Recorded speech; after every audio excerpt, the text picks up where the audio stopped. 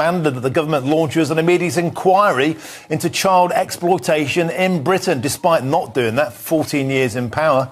And this comes as Sir Keir Starmer is attacked over his handling of the Oldham grooming gang scandal when he was head of the Crown Prosecution Service. Keir Starmer's leadership of the Labour Party is under intense scrutiny. The situation within and outside the party is turbulent. A man once seen as the party's unifying force has become its biggest problem, and it is now impossible to ignore what's happening. In recent weeks, several instances of mass council resignations have happened within the party.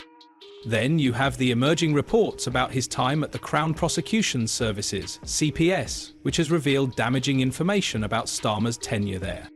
The controversies are piling up. Labour is contending with internal chaos and external criticism that could significantly affect Starmer's political journey. From mass council resignations to damaging reports about his tenure as Director of Public Prosecutions, DPP, the controversies are stacking up. The Labour Party is dealing with internal chaos and external criticism both within and outside the country. Ultimately, all these problems can affect the PM's political future, and not in a good way. While the future is largely unpredictable, it is safe to say that Labour and Starmer are in for a bumpy ride that could last for months. In today's video, we will look at the challenges behind this possible end to Starmer's short career as Prime Minister of one of the oldest democracies in Europe. So, ensure you watch this video till the end, because it is going to reveal shocking details you haven't heard or seen before today. 5 years, if I'm right, and quite rightly too, I'm not complaining in the slightest. But you looked at my record for 5 years with me as I was doing the job, facing your questions. You've got access to all of the material, so in a sense you can look at it. I've set out what I did. I actually changed the system because I could see some of the things that were going wrong. I wasn't prepared. Unlike some Tory politicians, not tweeting about it or talking about it, got on with changing it. In relation to the serious point you do make, because this is the victims here suffered terrible abuse, unthinkable, unspeakable, genuinely sickening abuse, and then they weren't listened to. That has to be taken seriously. We have to do everything we possibly can to make sure that never happens again. That's why I made the changes I did within criminal justice. Among the reasons I came into politics was because I felt that it couldn't all be done. We are going to start with the problem of mass council resignations. Around 20 members of the Broxtowe Borough Council Labour group, including council leader Milan Radulovic, accused Starmer of abandoning core Labour values. They pointed to several issues, such as the mean testing of winter fuel payments, the handling of the WASPI women's state pension age changes, and Labour's response to Israel's actions in Gaza. It is with a heavy heart that we can no longer remain in a party that has discarded traditional Labour values under Keir Starmer's leadership, the group said in a statement. From cutting the winter fuel allowance for 11 million pensioners to keeping the 2-child benefit cap for struggling families, increasing bus fares across towns and cities, betraying WASPI women pensioners, and offering a weak response to the genocide in Gaza, this is not the Labour Party we once campaigned for. It is not the party that Keir Starmer promised. The public were told to vote for change, but what they got was more of the same, attacking the most vulnerable to protect the interests of the wealthy and powerful. The councillors, who will now form a new group called the Broxtowe Independents, also announced that a county councillor and around 100 members were leaving the party.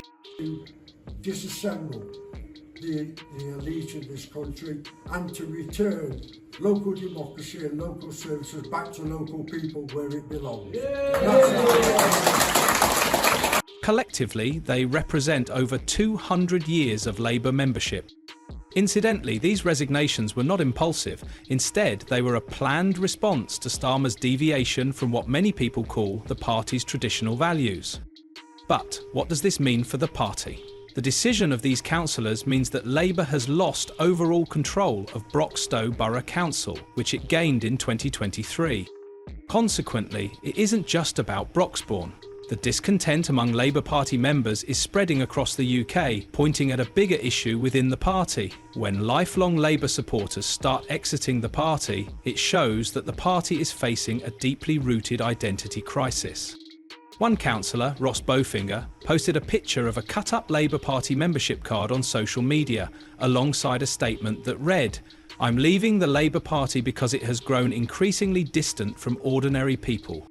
With the grooming gang. No, he was. Let me finish. No, he was. I can debunk exactly what you're saying. And she is saying, which I think is right. He didn't do any good work. She is saying he didn't prosecute a single person. She is saying, let's act on what the other inquiries have done. None of the 20 recommendations have been put.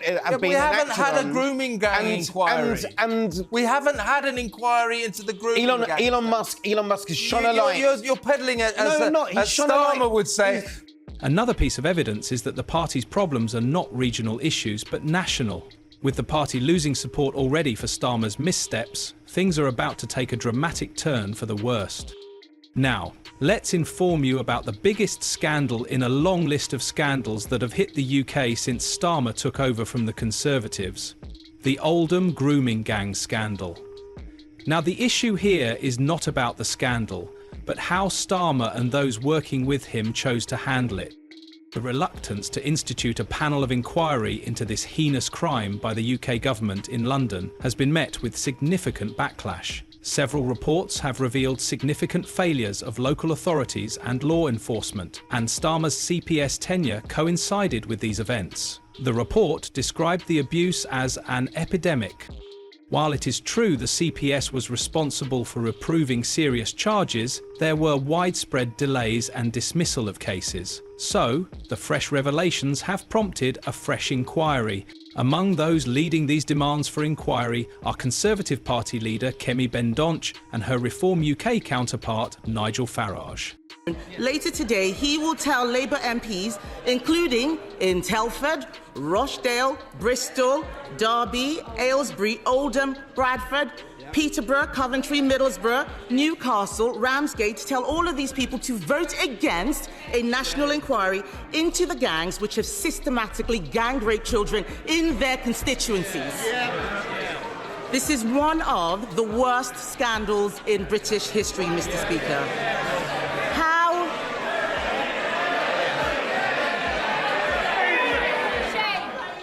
Sorry?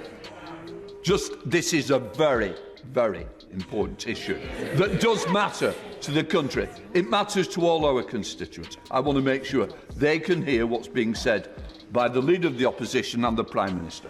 Although the issues highlighted so far are partly responsible for Labour's recent struggles in every post-election poll, the issues facing the party run deeper. There are apparent fractions within the party. Dissatisfaction with Starmer's perceived lack of decisiveness and frustrations over his obvious missteps are seen as the main reasons for these fractions.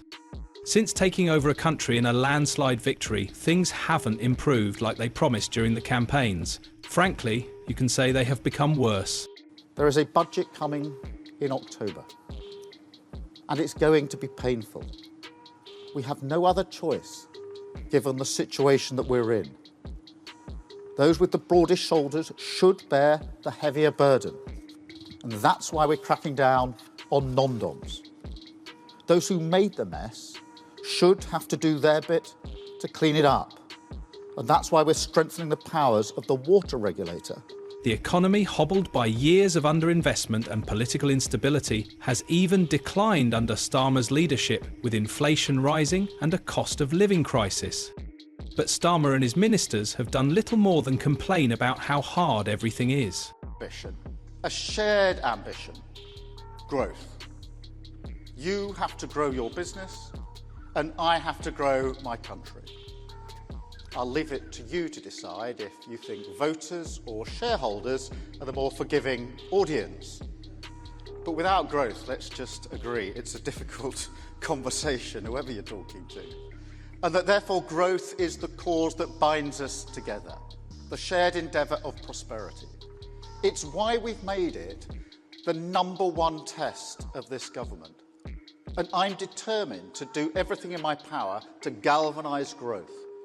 Rather than establishing a new direction for the UK to emerge from the torpor of austerity and the lingering damage caused by Brexit, the most notable political achievement of the Starmer administration so far has been to dramatically cut a benefits programme that helps the elderly heat their homes. Further, he has also brought policies most people see as detrimental to the common interests. One of those policies included the refusal to scrap the two-child limit benefit.